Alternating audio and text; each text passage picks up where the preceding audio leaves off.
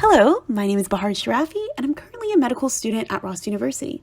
I hope you all are well and healthy wherever you may be. Today, I'm going to be talking to you guys about epistemic injustice and how that relates to the patient-provider relationship and improving healthcare outcomes in African American populations. Of course, theoretically, we as physicians and healthcare practitioners are supposed to be treating all patients with equity. However, there are some factors that may interfere in providing that equitable healthcare. And we've seen that, for instance, with Black patients. Even though the quality of care is steadily increasing, they are still at a disadvantage when it comes to the quality of care they are receiving in contrast to their white counterparts. What we're going to be exploring is epistemology, and this is the study of knowledge and justified belief that can produce a specific form of injustice known as testimonial injustice. Testimonial injustice is an individual with a higher power or position giving a deflated degree of credibility to another individual. This lesser degree of credibility on a patient can act as a factor contributing to the quality of care that the patient receives. So first, what we're going to be doing is exploring the various components inherent to epistemology. Then, we will identify how this term operates in the clinical context. And finally, we will identify steps towards refining and progressing the quality of clinical interpersonal interactions. The first term I would like to bring to your attention includes common experience. And this has to do with the use of public concepts to define our perceptions, and how it's salient to situatedness and interdependence, in which we will get to later. We then have ignorance, which is defined by both false belief and absence of true belief.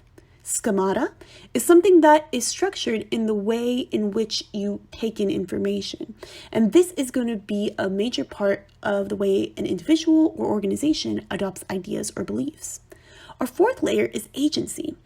So when an individual or group has agency, it means that they have the ability to direct his, her, or their actions without the interference of a higher power. And then finally, inertia. In a philosophical context, this relates to the resistance of wanting to change certain norms, and that's due to traditional establishments. As we arrive to the term situatedness and interdependence, it's important to recognize how two individuals can be differently situated, but how we all are commonly united with this interdependence. And this is through epistemic resources, or the exchange of our knowledge and belief. So the doctor is interdependent in some way on the patient, for instance, to get knowledge of the patient's condition and symptoms. And the patient is also dependent on the doctor to receive a proper diagnosis and treatment. So in regards to the findings, we see that this testimonial injustice is prevalent in patient-provider interaction, and it could potentially be detrimental to the patient's healthcare treatment and their outcomes. Individuals of marginalized groups are more vulnerable to having a poor economy of credibility in a medical setting. And why is that? It's because you have these negative stereotypes and structural attributes stimulating these injustices. So, how do you go about taking steps towards breaking away from the stereotypes? There are three orders of change. The first has to do with just focusing on changing the behavior to reflect a certain value, such as inclusivity. Second order change has to do with trying to recognize the gaps of knowledge or epistemic resources that an organization has, and working towards adding further reputable information to their bank of knowledge, such as cultural competency. And then the third order of change has to do with individual awareness and seeking to constantly ask rather than assume.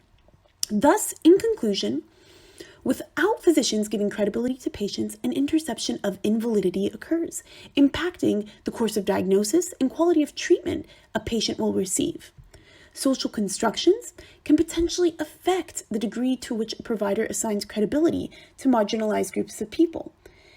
Organizational and individual schematic awareness and modification can significantly impact